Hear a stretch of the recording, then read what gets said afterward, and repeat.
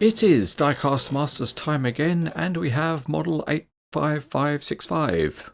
But not only that, we also have 85567.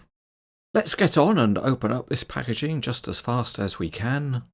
And when we finally get to the tin, we see this is a Caterpillar D11T CD carry dozer. As always, the tin has got some very nice artwork, and there's details of the real machine too. So it's two cats for the price of one, and in addition to the carry dozer we have the D11T JEL design. To see what's in the tin we'll have a look at the JEL model, and there's no surprise that the first thing out is a mini catalogue of Diecast Masters models. Also included is a simple instruction sheet of how to get the operator in the cab. And there we see the operator, and he's been travelling on the upper deck. To get to the model we remove a plastic former, and then we just pull out the foam rubber and carefully lift out the model.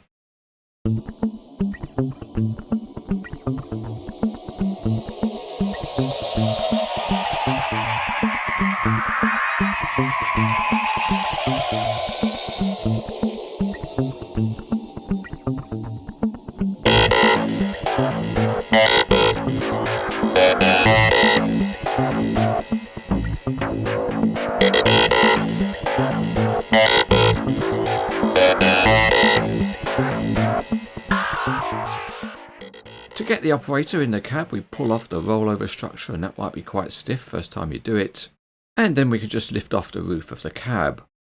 Then we can carefully insert the operator for the start of his shift, but what he doesn't know is that this shift is going to be at least 50 years long, and I hope he's not looking for a toilet break.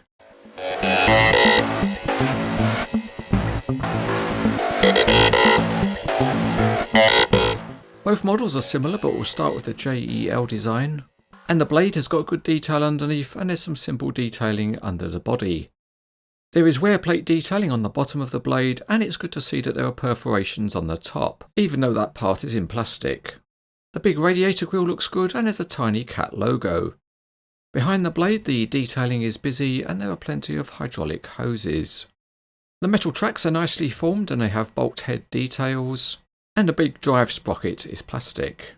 On top of the engine housing there are big air cleaners and exhausts, and there are plenty of small details which give a realistic appearance.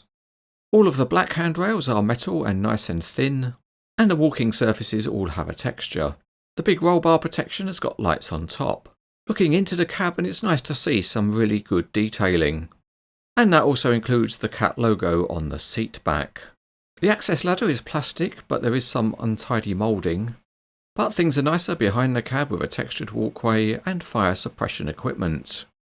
The big single shank ripper assembly has got plenty of hydraulic hoses. And the ripper tooth has got a nice sharp point. Looking at the differences between the two, and the large blades are the obvious difference. But there are some other differences too, and that includes the frames which hold the blade, and the protection on the blade hydraulics.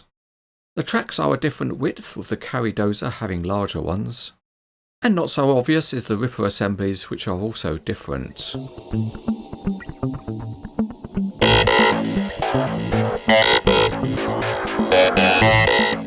The functionality of the models is the same, so for that we'll look at the carry dozer, and the tracks try to roll even on a very smooth surface. There are no working rollers, but you can see how free rolling the tracks are. At the back, the big ripper assembly has a very good range of movement.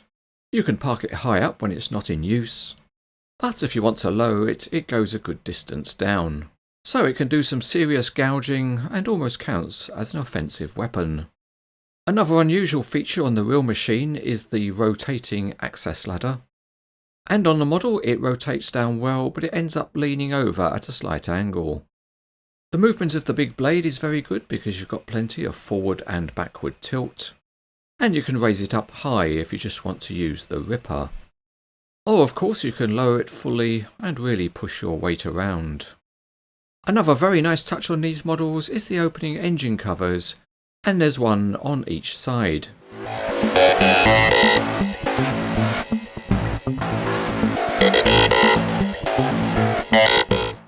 These are two more impressively presented models by Diecast Masters, and it's also good to see that there's further incremental improvement in the detailing and features. These are both impressive large Dozer models. They are very nice quality, and when you add that to the top drawer packaging, then overall they are excellent.